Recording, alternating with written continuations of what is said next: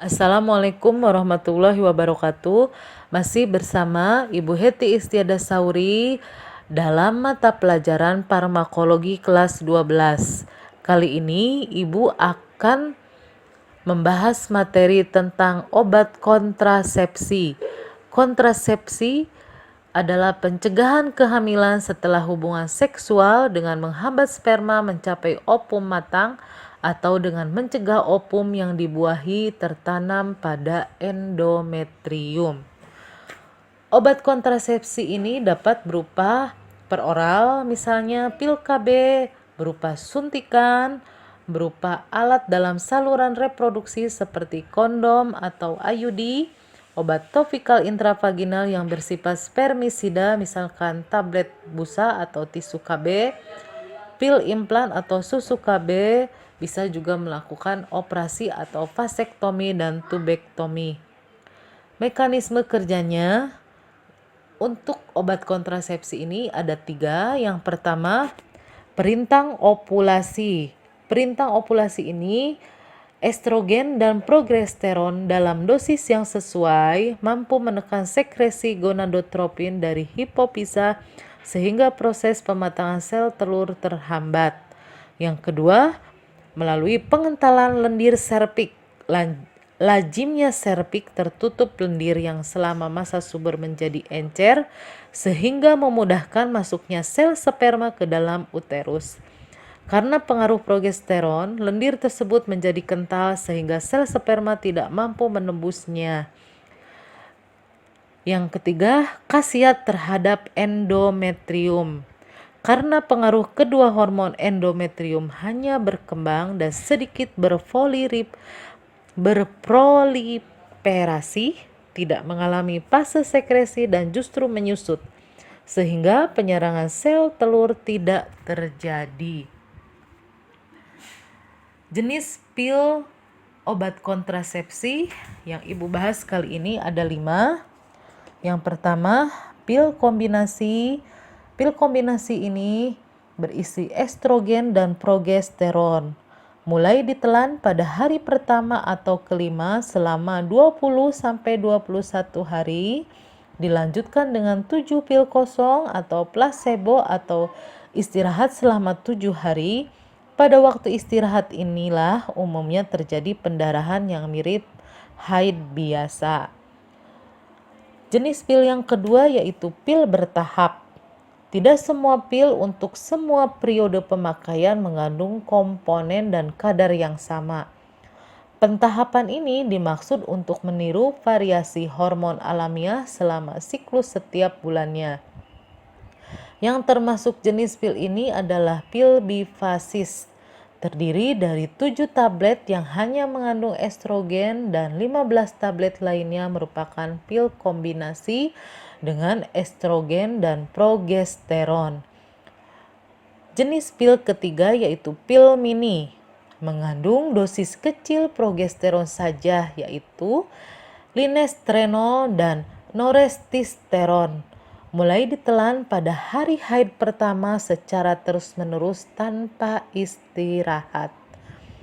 Jenis pil keempat yaitu pil suntik. Sebetulnya bukan pil tapi injeksi yang mengandung progesteron dengan kerja panjang yaitu medroksiprogesteron. Diberikan 3 bulan sekali per injeksi intramuskular. Jenis pil yang kelima, morning after pill, mengandung estrogen dalam dosis tinggi yaitu etinilestradiol 3-5 mg. Jenis pil ini khusus digunakan sesudah persetubuhan tanpa perlindungan. Mulai ditelan selambat-lambatnya 24 jam kemudian, selama 5 hari berturut-turut, biasanya pada pagi hari. Adapun yang mempengaruhi faktor-faktor yang mempengaruhi keamanan pil, yang pertama, terlupa menelan. Bila terlupa 1 pil, maka dalam waktu tidak lebih dari 12 jam, pil itu harus ditelan. Bila lebih dari 12 jam atau terlupa lebih dari 2 pil, maka keamanan pil tidak dapat dipercaya lagi. Faktor yang mempengaruhi keamanan pil yang kedua yaitu gangguan saluran pencernaan seperti diare, muntah, menyebabkan penyerapannya tidak sempurna. Yang ketiga, faktor ketiga yaitu pengaruh obat lain. Beberapa obat dapat mengurangi efektivitas pil dengan jalan induksi enzim sehingga hormon dan pil dipercepat penguraiannya. Obat-obat tersebut adalah phenobarbital, phenytoin, glutetimida, dan rifampicin. Adapun efek samping dari obat kontrasepsi, yang pertama mulai nyeri kepala, mual, umumnya karena estrogen. Yang kedua, dapat menimbulkan rasa lelah, gelisah, dan mudah tersinggung. Libido berkurang umumnya karena komponen progesteron. Pendarahan tidak beratur yang berupa spotting atau haid antara kebanyakan karena kekurangan estrogen. Yang keempat, efek samping yang keempat dari obat kontrasepsi yaitu dapat berupa depresi. Yang kelima, efek sampingnya yaitu infeksi kandida dan mungkin trichomonas yang menyebabkan keputihan. Efek samping yang lebih serius merupakan risiko penggunaan pil anti hamil adalah infak jantung, hipertensi akibat retensi garam dan air, trombosis, dan mempertinggi LDL kolesterol sehingga memperbesar risiko penyakit jantung dan pembuluh darah. Adapun kontraindikasi pada obat kontrasepsi yaitu trombosis, kanker payudara, hepatitis, hiperlipemia. Dan hati-hati pada penderita jantung dan pembuluh darah, hipertensi, udem, diabetes, hipertiroid, dan migrain. Contoh obat kontrasepsi yaitu pil bipasis. Pil bipasis di sini berisi dari lepenogestrel dan etinilestradiol. Contohnya mikrodiol, neoginon ED. Yang kedua, norgestrel, etinilestradiol, contohnya mikroginon.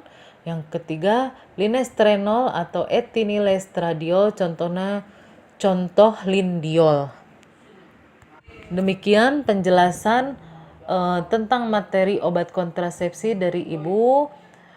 Mohon maaf jika masih banyak kekurangan. Diakhiri dengan wassalamualaikum warahmatullahi wabarakatuh.